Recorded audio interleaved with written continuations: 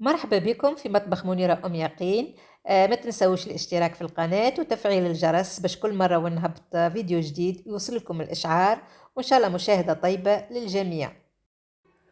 الحمد لله والشكر لله والصلاة والسلام على رسول الله. شنو أحوالكم؟ إن شاء الله تكونوا في خير، إن شاء الله كلكم تكونوا لاباس، يا رب تبعد عليكم كل الأمراض.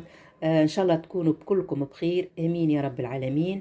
اليوم جبت لكم حويجة طبيعية، ضربة ضربة للكحة، ضربة ضربة لتخشخيش الصدر. عملت لكم هذايا سيرو طبيعي، وصفة مجربة مع عند أخت أعطتهولي، قالت لي اشتي كامل ما تستعملوا، كان هو لصغيراتها ديما موجود عندها. توفى دبوسة تعمل دبوسة أخرى، باهي برشا للكحة وباهي برشا لتنظيف الصدر، إلا عنده تخشخيش في صدره ولا حشاكم البلغم وكل، باهي ياسر. حتى معناها حتى لاباس عليك ومكش مريض تنجم تاخد منه زاد كل صباح تاخدك المغرفة على الخواء.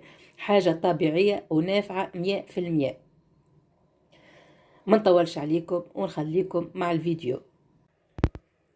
اول حاجه نعملوها ناخدو الجلجلان ناخدوه اكل ابيض، جيست هيك نسخنوه شويه على النار وكهو، ما غير ما نعرجوه برشا. معناها مشكله باش نعملوا به حاجه مثلا حلويات ولا حاجه، لا جيست نسخنوه شويه باش يترحالنا. نبدا نرحيو الجلجلان متاعنا.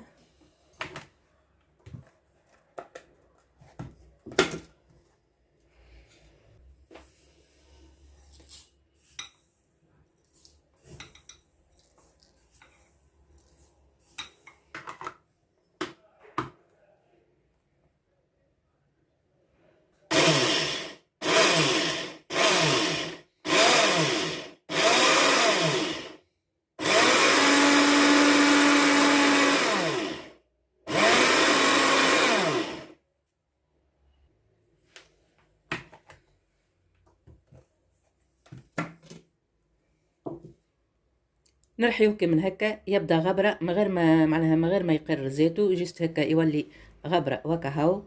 ناخدو الكاس، نملوه بالجلجلان، الجلجلان المرحي بطبيعة. هذا نفس الكاس اللي باش نكيلو به المكون الآخر. ناخدو توا دبوسة بطبيعة تكون نظيفة وتكون بغطاها، نحطو فيها الجلجلان اللي رحيناه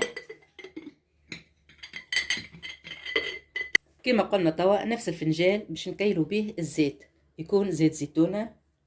نكيلو الفنجان اللول،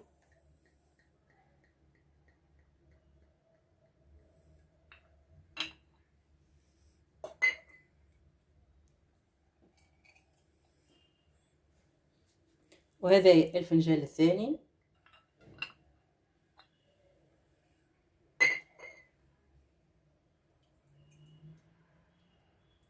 نحط توا الزيت يسخن، يلزمنا نسخنوه بالباهي، مش هكا حتى لوين يغلي، هكا يسخن بالباهي. معناها كيف باش نحطو صبعنا ما نجموش نحطو صبعنا فيه. نحطو توا الزيت، بسم الله، كما قلنا زيت سخون، بسم الله.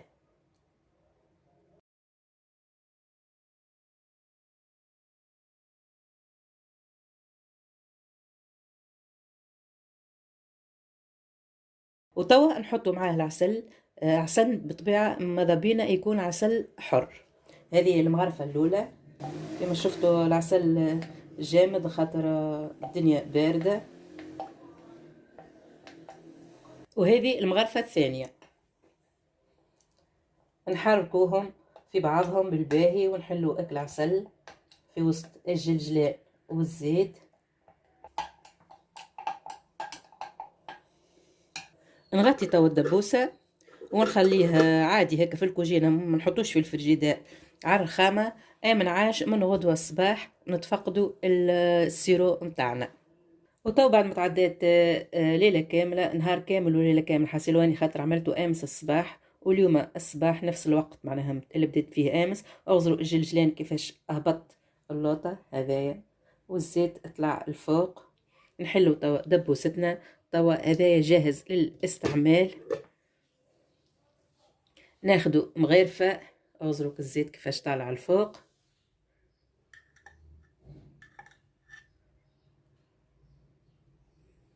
وقد ما تقعد قد ما تقر الزيت، وقد ما الجلجلان يهبط اللوطة ويقعد الفوق كان الزيت، قد ما تقعد معناها ما يجرى لها حتى شيء، حتى البرة من الفريجيدير راهو ما يجرى لها حتى شيء.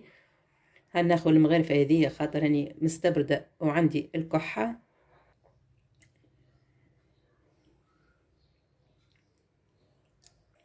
حاجة بنينة حتى بالصغار راهو يقبلوها. عبارة على سيرو، لكن سيرو معناها مصنوع في الدار، ما غير لا مواد اصطناعية لا مواد معناها هيك لا تصبر لا حتى شيء. حاجة معناها نافعة للبدن، حاجة طبيعية ما تضرش بالكل، بالعكس تنفع. الجلجلان كلنا نعرفوه، حتى عملت عليه ريشيرش، راهو معناها نافع خاصة للزدر، خاصة للزدر. والزيت الزيتونة كلنا نعرفوه زادة، قداش المنافع متاعه لا تحصى ولا تعد. والعسل الحر كيف كيف. اللي يحبوا احلى من هكا هذا راهو متوسط، اللي يحب احلى من هكا ينجم يزيد مغرفة اخرى عسل. ان شاء الله نكون فدتكم بالخليط هذايا. ننصحكم به لصغيراتكم للكبار، ينفع راهو على الاخر. تاخذوا منه كم غرفة في الصباح على خواه. عندكم الكحة ولا ما عندكمش، ينظف الصدر بالكدا خاصة في الشتاء. هذه اللي عطاتهولي قالت لي معناها الشتاء كامل ما يتقطعش من الدار، وولادها تبارك الله قالت اللي هما صغار معناها ما يمرضوش معناها بالكحة ولا بصدرهم يبدا يخشخش ولا حاجة، خاطر كل صباح تعطيهم أكل مغارفة. ما بقى لي كان، خليكم على خير وبالسلامة.